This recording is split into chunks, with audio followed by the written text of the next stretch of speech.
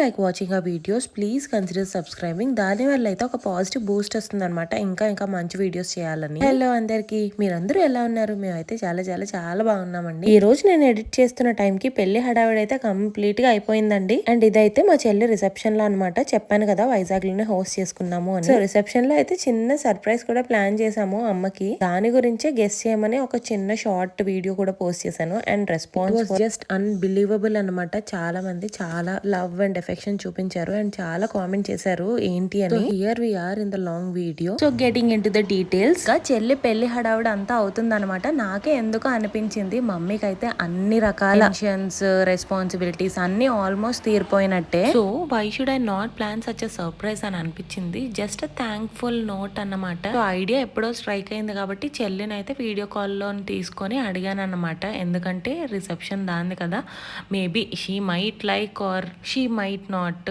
And తనకి ఏమైనా plans ఉండొచ్చు కదా. సో ఫస్ట్ అయితే దాని పర్మిషన్ అయితే తీసుకున్నాను and she said why not. ఇంకా అది గ్రీన్ సిగ్నల్ ఇచ్చేసరికి ఓకే ఖచ్చితంగా చెయ్యాలి అని అనుకున్నాను. ప్లాన్ అయితే జగ్గుకి చెప్పాను అనమాట. ఇంప్లిమెంటర్ అంతా తనే. సో రిసెప్షన్ రోజు అన్ని పనులు ఉండగా కూడా ఎవ్వరికి తెలియకుండా తను మా చెల్లి చందు వెళ్ళి కావాల్సినవన్నీ తీసుకొచ్చి అండ్ ఎవ్వరికంటా పడకుండా అవి దాచి తీసుకొని వచ్చి అయితే ఇచ్చారు. అండ్ నేను ప్రీవియస్ డే కూర్చొని మా చిన్నప్పుడు ఫొటోస్ అన్ని తీసి ఒక ఏవి అయితే క్రియేట్ చేశాను అనమాట. ఆ ఏవీనే ప్లే చేశాను ఇక్కడ. సో అది చూసే అనమాట అందరూ ఏడుస్తున్నారు. మీకు ఆ ఏవి ప్లే చేసే ముందు నేను మా మమ్మీ గురించి కొంచెం ఇంట్రో ఇస్తాను. So if you have been consistently following me, you know that she's a single parent అన్నమాట.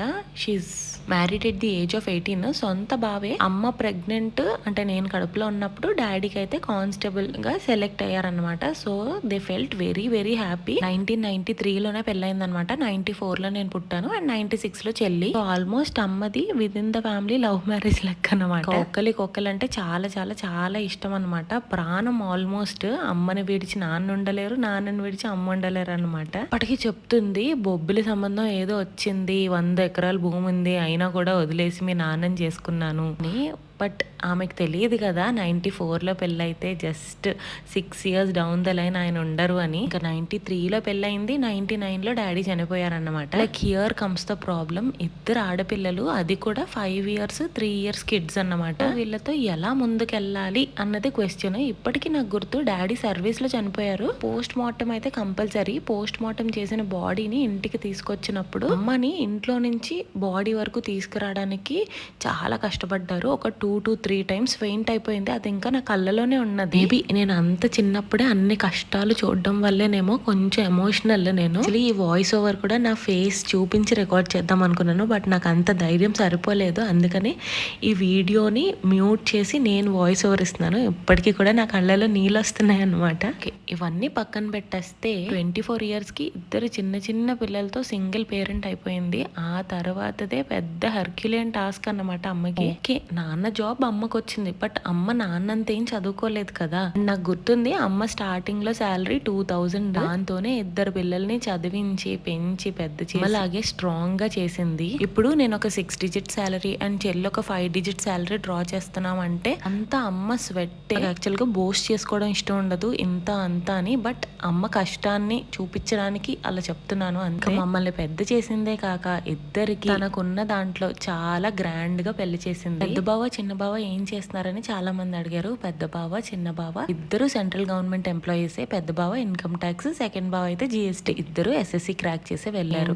అలా కుదిరిపోయింది అంతే. మీకేంటక్క అమ్మకి గవర్నమెంట్ జాబ్ అందుకే చదివించేశారు, సో మీరు ఇంత పెద్ద అయ్యారు అని అనుకోవచ్చు. మనము ఎంత మందిని చూడట్లేదు. అంతవరకు ఎందుకు నా వీడియోస్ లోనే చాలా మంది కామెంట్ చేశారు అందరు అమ్మలు ఒకలాగా ఉండరు అని. సో అమ్మనైతే పెళ్లి చేసుకోమని అండ్ పిల్లల్ని హాస్టల్లో వేసామని చాలా మంది చాలా రకాలుగా సజెస్ట్ చేశారు. She stood on her words అనమాట. పెళ్లి చేసుకుంటే నన్ను చూసుకోవడానికి ఇంకొక హస్బెండ్ వస్తారు కానీ పిల్లల్ని చూసుకోవడానికి ఇంకొక ఫాదర్ రారు అన్న మా మమ్మీ వర్డ్స్ కూడా నా మైండ్ లో గట్టిగా ఫిక్స్ అయిపోయాయి. పాపం చాలా కష్టాలే పడింది మమ్మల్ని చదివించడానికి. ఒక్కొక్కసారి శాలరీ సరిపోయేది, ఒక్కొక్కసారి సరిపోయేది కాదు. అలా అని మా మామ్ సైడ్ డాడ్ సైడ్ ఏమి పెద్దగా హెల్ప్ చేసేలేదు. బికాస్ వాళ్ళు కూడా ఫైనాన్షియల్ గా అంతా ఉన్న వాళ్ళు ఏం కాదు. బట్ మా మామ్ సైడ్ అయితే అమ్మకి డాడీ చనిపోయిన తర్వాత ఒక జాబ్ వచ్చినంత వరకు స్టేబుల్ గా ఉన్నంత వరకు మా మామయ్య అయితే బాగా హెల్ప్ చేశాడు అనమాట. అప్పట్లో ఆయన హెల్ప్ చేయకపోతే ఇప్పటికి ఇలా ఉండేవాళ్ళం కాదేమో. సో మా మామయ్యది కూడా పెద్ద రోలే మా లైఫ్ లో. ఇవన్నీ ఒక ఎత్తు అయితే, చిన్నప్పుడు మేమిద్దరం ఫేస్ చేసిన ప్రాబ్లమ్స్ ఒక ఎత్తు. నాన్న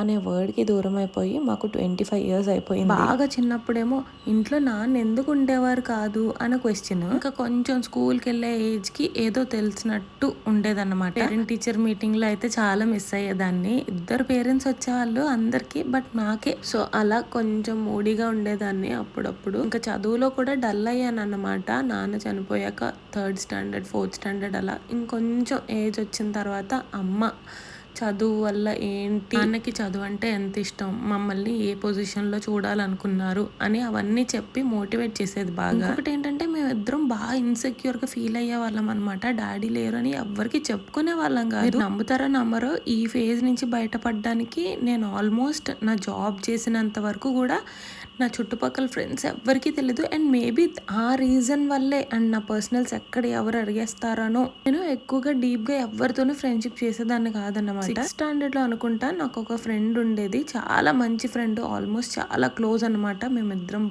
లంచ్ బాక్సెస్ షేర్ చేసుకునే వాళ్ళం. దానికి ఒక్కదానికి చెప్పాను అనమాట, మా ఫాదర్ ఇలా లేరు, మా మదర్ వర్కింగ్ అని.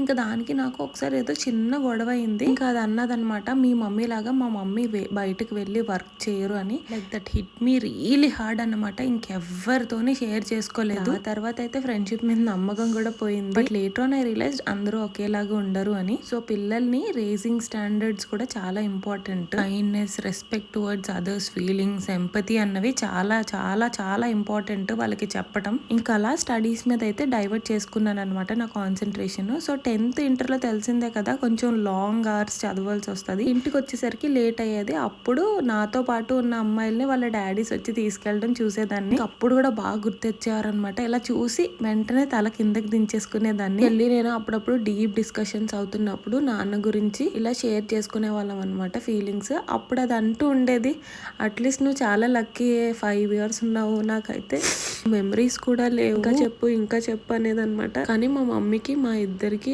ఒక్కటే కామన్ పాయింట్ ఉంది, మేము ఎలా ఫీల్ అయ్యే వాళ్ళమో మా మమ్మీకి చెప్పేవాళ్ళం కాదు. అలానే మా మమ్మీ ఎంత మా డాడీని మిస్ అయ్యేదో మాకు చెప్పేది కాదు. అసలు డిస్కషనే వచ్చేది కాదు. అసలు ఎందుకు ఈ అమ్మాయి ఎంత కష్టపడి తన పర్సనల్ లైఫ్ నంతా సోషల్ మీడియాలో షేర్ చేసుకుంటుంది, అవసరమా అని చాలా మంది అనుకోవచ్చు. ఈ రోజుల్లో సోషల్ మీడియాకి చాలా పెద్ద ఫుట్ ప్రింట్ ఉంది. అలాగే ఫీల్ అయ్యే చాలా మంది ఆడపిల్లలు, మగవాళ్ళు ఉండొచ్చు. మా మమ్మీ లాగా సింగిల్ గా ఉండే పేరెంట్స్ కూడా చాలా మంది ఉండొచ్చు. మేబీ ఈ వీడియో అలాంటి వాళ్ళు ఎవరైనా చూసి వాళ్ళు కూడా ఇలా ఫీల్ అవ్వచ్చు కదా, వీఆర్ నాట్ అలోన్, ఇలాంటి వాళ్ళు చాలా మంది ఉన్నారు. సో మేము కూడా చదువుకొని మంచిగా ఉంటే ఫ్యూచర్ మీద ఒక హోప్ వస్తుందేమో అని నా గట్టి నమ్మకం అనమాట. బికాస్ మేము ఎదుగుతున్నప్పుడు సోషల్ మీడియా లేదు. సైకాలజీ ప్రకారం హ్యూమన్ బిహేవియర్ ఎలా ఉంటుంది అంటే, మనకు ఎవరైనా ఇష్టం అయింది అనుకోండి, వాళ్ళు ఏదైనా చెప్తే మనం ఖచ్చితంగా చేయడానికి ట్రై చేస్తాము. దాన్నే ఇన్ఫ్లుయెన్షియల్ బిహేవియర్ అంటారు. అండ్ సోషల్ మీడియాలో జరిగేది కూడా అదే. యాజ్ అన్ ఇన్ఫ్లుయెన్సర్ నేను ఒక్కరి జీవితంలో ఒక హోప్ తీసుకొచ్చినా కూడా చాలా అన్నమాట.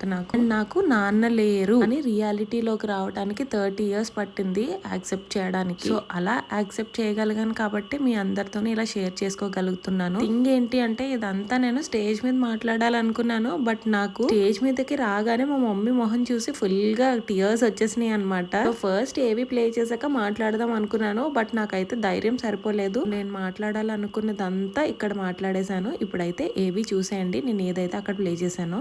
అన్నపూర్ణ గంగా భవాని ఇవిడే మా అమ్మగారు. చాలా అందంగా ఉన్నారు కదా, అందుకని 100 ఎకరాలున్న బొబ్బుల సంబంధం వచ్చినా కూడా 18 years లోనే సొంత బావైన మా నాన్నగారిని పెళ్లి చేసుకుంది. లైఫ్ అంతా రోజీగా కోజీగా ఉంటుంది అని అనుకుంది. పాపం నేమో 2 పిల్లలు, అది కూడా ఆడపిల్లల్ని ఇచ్చి వీళ్ళ రెస్పాన్సిబిలిటీ నీదే, ఇంకా నాకు వీళ్ళతో పని లేదు అని 24కే వెళ్ళిపోయారు. అప్పటి నుంచి మొదలయ్యాయి అనమాట మా అమ్మ కష్టాలు. ఒక ఇంట్లో నుంచి బయటకు రాలేని ఆవిడ, ఒక బస్ పడలేని ఆవిడ, బయట వాళ్ళతో ఎలా మాట్లాడాలో తెలియని ఆవిడ went beyond her limits to just raises. చదువు కంటిన్యూ చేసి డిగ్రీ తెచ్చుకుంది. అమాయకురాల్లానే ఉంటుంది, కానీ మనీ మ్యాటర్స్ లో నన్ను చెల్లిని కూడా నమ్మదు. ఈ విషయం మాత్రం డెఫినెట్ గా వాళ్ళ ఆఫీస్ లో చాలా మందికి తెలిసే ఉంటుంది. ఇవన్నీ ఒక ఎత్తు అయితే, ఎమోషనల్ యాంగిల్ ఒక ఎత్తు అనమాట. Just can't see her daughters cry. వాళ్ళ కోసం అయితే తను ఏదైనా చేస్తుంది. తను బస్సులో వెళ్లి మమ్మల్ని ఆటోలో స్కూల్ కి పంపించేది. ఏదైనా గోల్డ్ కొనుక్కోవాలి, ఏదైనా కావాలి, ఏమైనా తినాలి అన్నా కూడా పోస్ట్పోన్ చేసుకొని, ఈ మనీ దాస్తే పెద్దానికి చదువుకు పనికొస్తుందేమో, అరే ఆ మనీ దాస్తే చిన్నదానికి ఆటోకి వస్తాయేమో, ఎవ్రీ సెకండ్ మా గురించి ఆలోచిస్తుంది. అలానే నాన్న చనిపోయిన తర్వాత 25 years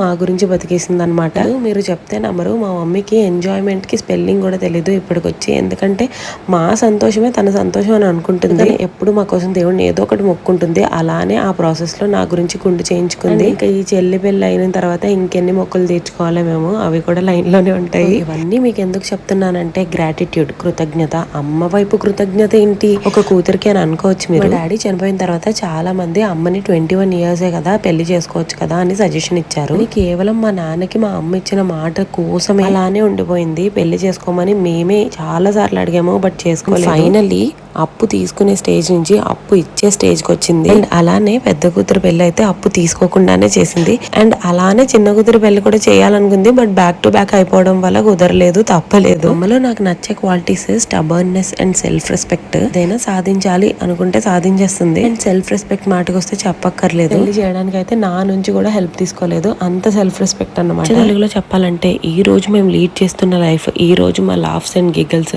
అంతా మా మమ్మీ స్వెట్ మీదే బేస్ అయ్యి ఉందన్నమాట. 30 years గానీ ఇప్పటి వరకు ఒక్కసారి కూడా నాకు గుర్తులేదు మా మమ్మీ చెయ్యెత్తడం. ఎందుకంటే మేము మా మమ్మీ కళ్ళకే భయపడిపోతాం అన్నమాట. అదైతే ఇప్పటికీ ఫాలో అవుతాము. No doubt she is a multi talented woman. Behind every man success there is a woman అని అంటారు. బిహైండ్ ఎవ్రీ ఉమెన్ సక్సెస్ కూడా దెర్ ఇస్ ఉమెన్. మా మమ్మీ ఎందుకోసం అయితే 25 years ఉందో ఆ కళ అయితే తీరుతుంది. ఇద్దరికి పెళ్లిళ్ళు చేసేసింది. We are no longer the 3 Powerpuff Girls. We are a complete family of 6 now. ఎందుకంటే మా నాన్నగారు కూడా మళ్ళీ పుట్టేశారు కదా. 3 girls ఉన్న ఫ్యామిలీలో 3 boys వచ్చేసారు. ఇంకేముంది కథ సుఖాంతం. శుభం కాట్ వేయండి మరి.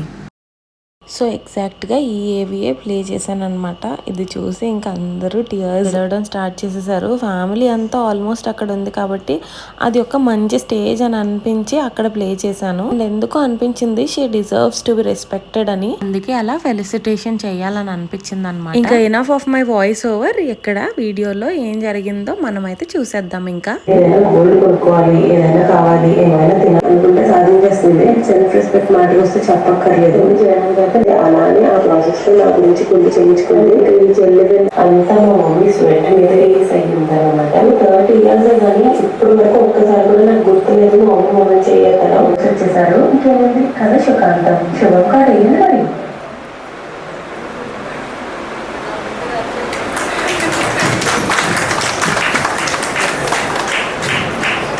ఎంతవరకు అర్థమైందో ఓకే. సో ఏం లేదు, చిన్న గ్రాటిట్యూడ్ ప్రోగ్రామ్ అన్నమాట. అంటే ఇద్దరికి పెళ్లి చేసేసింది కదా అమ్మ. సో అంటే చాలా ప్రిపేర్ అయ్యాను, బట్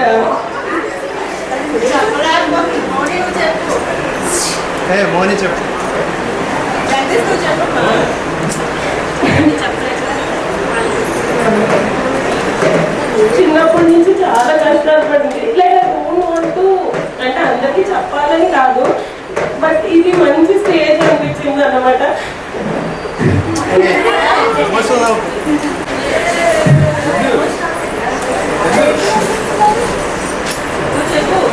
నేను రాత్రి 1 వరకు కూర్చున్నాను మీ అందరి ముందు ఏడవకుండా మాట్లాడాలి అని. ఇదంతా మా హస్బెండ్ అరేంజ్ చేశారనమాట, బ్యాక్గ్రౌండ్ వర్క్ అంతా. ఇంత కూడా బయటకు వెళ్ళి అన్ని తీసుకొని వచ్చారు. సో నేను మాట్లాడలేను అనుకున్నది కొంచెం రికార్డ్ చేసి పెట్టాను. ఒక చిన్న ఏవి ప్లే చేస్తాను, అది చూసిన తర్వాత నేను కొంచెం ప్రిపేర్ చేస్తాను, మాట్లాడతాను.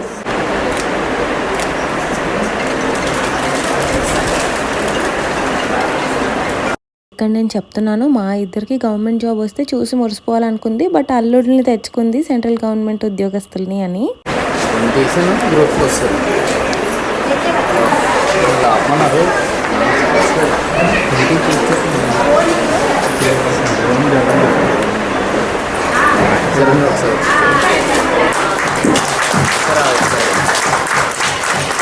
సార్ క్లోజ్ సార్ దగ్గర కొంచెం క్లోజ్.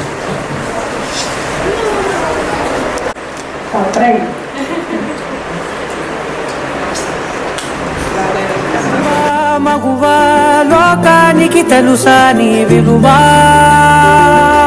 యాక్చువల్ గా డైమండ్ రింగ్ ఏదైనా కొందాం అనుకున్నాను, బట్ బడ్జెట్ సరిపోలేదన్నమాట. బట్ పట్టీలు కొనుక్కోవాలని విన్నాను, సో అందుకనే పట్టీలు కొనేసి ఇచ్చాను. సో ఇదన్నమాట మా కోసమే 24 ఏళ్లకే చిన్న చిన్న ఆనందాలను కూడా దూరం చేసుకున్న మా అమ్మ కదా. It is said that a women can make or break a family. ఒక ఫ్యామిలీని కలపడం విడదీయడం రెండు ఒక ఆడదాని చేతుల్లో ఉంటాయి అంటారు. ఆ ఉమెన్ కి స్వేచ్ఛనిచ్చే బాధ్యత మనదే. ఈ విషయం నేను కాదు, అబ్దుల్ కలాం గారు చెప్పారు. ఏంటంటే all birds find shelter during the rain, but eagle avoids the rain by flying above the clouds. ఈ కోట్ లో వర్షాన్ని మనం ప్రాబ్లమ్స్ అనుకుందాము.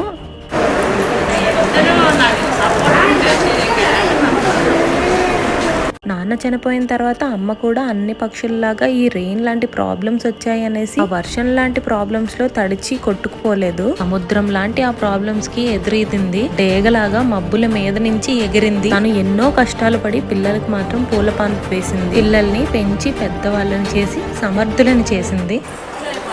అన్నట్టు చేయించాను అన్నట్టు కదా. అండ్ లైఫ్ లాంగ్ మెమరీగా గుర్తుండిపోతుంది చెల్లి దాంట్లోని. అంతే. Thank you. లైక్ మా మమ్మీ